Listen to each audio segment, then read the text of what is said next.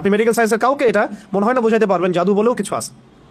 আপনি দেখবেন সব টেস্ট করেছেন, আপনি আপনার সুগার টেস্ট করেছেন, মানে ব্লাডের যত টেস্ট আছে করেছেন, আপনি ইসিজি করছেন, যা আছে ইটিটি করছেন, সব করছেন, কোনো রোগ ধরা পড়ে না, কিন্তু আপনি অসুস্থ।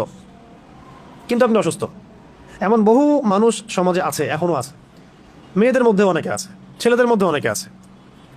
ঠিক আছে, পরে আমি কিছু বলছি যে কি কি এটার প্রতিকার হতে পারে এবং কি কি কাজ করলে এগুলোতে ইফেক্টেড হয় মানুষ আর কি, এবং কোন কোন কাজগুলো করলে আমরা বেঁচে থাকতে পারবো ইনশাআল্লাহ। তো আগে এটা বলে নেই, এইগুলো কিন্তু আমাদের সমাজে ছড়িয়ে যাচ্ছে দিন দিন, এবং আগের চাইতে এটার পরিমাণ কিন্তু অনেক বেশি, কিন্তু এগুলো আপনি কিন্তু মেডিকেল সায়েন্স দিয়ে এগুলো সমাধান করতে পারবেন না। সর্বোচ্চ আপনাকে তারা 3টার জায়গায় 4টা প্রশ্ন করলে আপনাকে একটা অ্যান্টি ডিপ্রেশন ওষুধ দিয়ে দিবে, খান আর ঘুমান। আপনি বেশি কথা বলতেছেন, মানে আপনার সাইকোলজিক্যাল কোনো সমস্যা আছে, আপনি রিল্যাক্স করেন, রেস্ট করেন, ঘুমান।